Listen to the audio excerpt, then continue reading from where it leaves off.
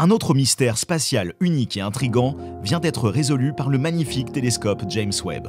Cette découverte particulière est tellement fascinante et importante qu'elle devrait bientôt permettre de déchiffrer une ancienne galaxie mystérieuse appelée Baby Boom, qui faisait des choses folles et inattendues lorsque l'univers était à ses débuts. La nouvelle image fascinante de Webb a été présentée en avant-première par la vice-présidente américaine Kamala Harris et le président français Emmanuel Macron lors d'une visite au siège de la NASA à Washington le 30 novembre. Les deux hauts fonctionnaires ont également profité de la visite pour passer un certain temps à visiter d'autres images et découvertes étonnantes de Webb, notamment une nouvelle image composite des majestueux piliers de la création. Restez à l'écoute pour en savoir plus sur la nouvelle image par Webb d'une paire de galaxies en fusion connue sous le nom de TOO ZW96. Et comment Webb et d'autres programmes de la NASA sont désormais un outil politique qui rassemble les nations au nom de l'exploration spatiale et du progrès. Continuez à regarder jusqu'à la fin, car nous allons également jeter un coup d'œil à la galaxie Baby Boom, pleine de suspense. Le télescope James Webb est devenu plus qu'un simple outil d'exploration spatiale, qui recherche des objets et des phénomènes spatiaux lointains tout en cherchant des indices sur le mystérieux et secret univers primitif.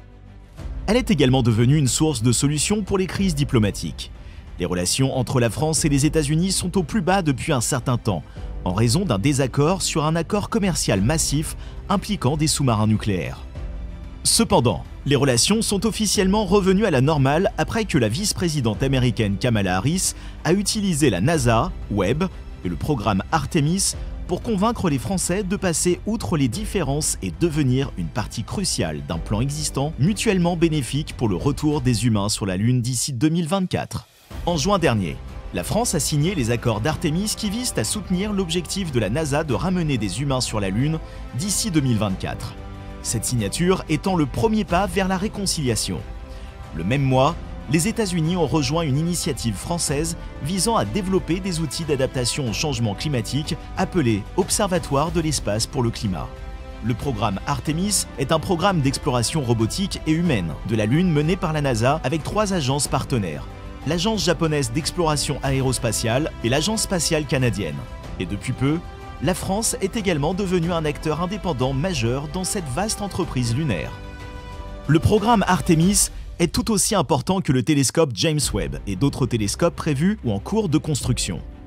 En effet, alors que ces instruments scrutent le ciel infini, recherchent des civilisations extraterrestres et déchiffrent des phénomènes mystérieux dans notre galaxie et dans l'univers observable, Artemis permettra à l'humanité de faire un pas de plus vers une espèce multiplanétaire. Ce dont Elon Musk, PDG de SpaceX, et d'autres élites du monde des affaires se font l'écho depuis un certain temps déjà. L'objectif actuel de la mission Artemis est de faire atterrir la première femme et la première personne non blanche sur la surface lunaire d'ici 2024.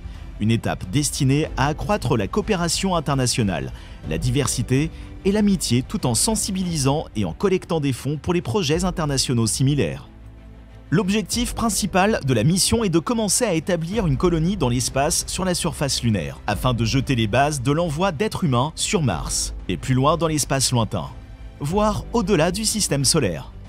D'autre part, l'initiative internationale, mais créée par la France, de l'espace pour l'Observatoire du climat, vise à créer un programme mondial impliquant le lancement et l'utilisation de satellites à mission spécifique qui aideront l'humanité à faire face aux changements climatiques et aux questions connexes de manière efficace. Parlons maintenant de la nouvelle image de Webb. La nouvelle image passionnante de Webb montre 2 galaxies qui fusionnent en une seule, dans un désordre plutôt chaotique qui fournit des tas de données nouvelles sur ce type d'événement. Cette paire de galaxies, appelée TOO ZW96, est située à environ 500 millions d'années-lumière de la Terre, dans la constellation Delphinus, près de l'équateur céleste. L'image n'a été publiée qu'après avoir été visionnée par la vice-présidente américaine Kamala Harris et le président français Emmanuel Macron. À l'arrière-plan de l'image, vous pouvez voir de nombreux points brillants qui représentent des galaxies. Et les astronomes espèrent que la population, 3 étoiles aussi, en attendant une observation détaillée par Webb. L'image montre les immenses moteurs de collision ou les noyaux brillants des 2 galaxies qui sont reliés par des vrilles brillantes de régions de formation d'étoiles, et les bras en spirale de la galaxie inférieure qui semblent avoir été déformés par la puissante perturbation gravitationnelle de la fusion des galaxies. L'image a suscité beaucoup d'enthousiasme parmi les scientifiques de l'espace, car elle montre les capacités infrarouges exceptionnelles du télescope, comme en témoignent les dizaines de galaxies qui sont dispersées à l'arrière-plan de la nouvelle image. L'image renforce encore la supériorité des deux instruments avancés de Webb, la caméra dans l'infrarouge proche et la caméra dans l'infrarouge moyen. Les régions de formation d'étoiles sont si intéressantes et si brillantes que les astronomes ont décidé que ces deux galaxies étaient des cibles importantes à observer et à étudier. Les deux galaxies sont littéralement plus de 100 milliards de fois plus brillantes que notre Soleil.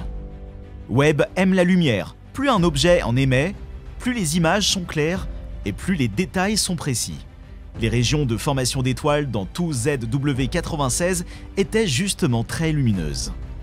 Le chaos qui règne dans les galaxies en fusion est la raison pour laquelle elles apparaissent déformées et bizarres.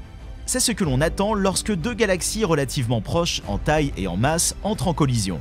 Alors que 2ZW96 a déjà été observé par le passé à l'aide du télescope spatial Hubble et d'autres observatoires terrestres, l'équipe internationale d'astronomes a utilisé cette observation comme un test pour Webb qui sera orienté vers l'observation de tels événements qui ont eu lieu bien plus loin dans le temps, au premier jour de l'univers, une période qui est remplie de mystères.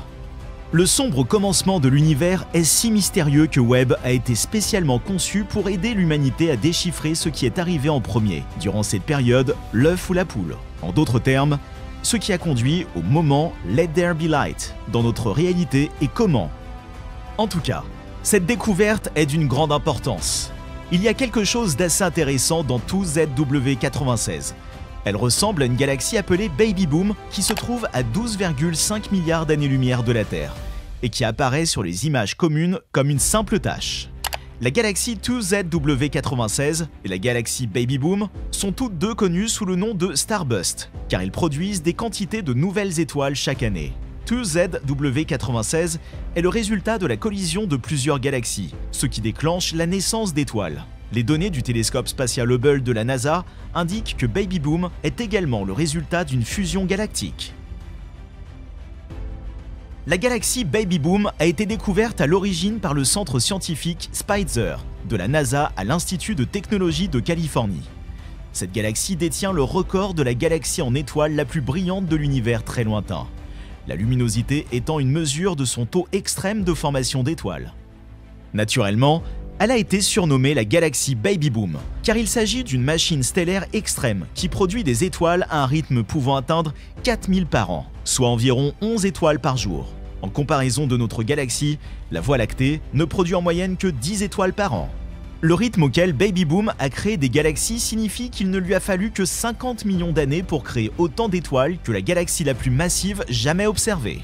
Elle remet simplement en question le modèle accepté de formation des galaxies, selon lequel la plupart des galaxies se gonflent lentement en absorbant des morceaux d'autres galaxies, plutôt que de croître de manière interne.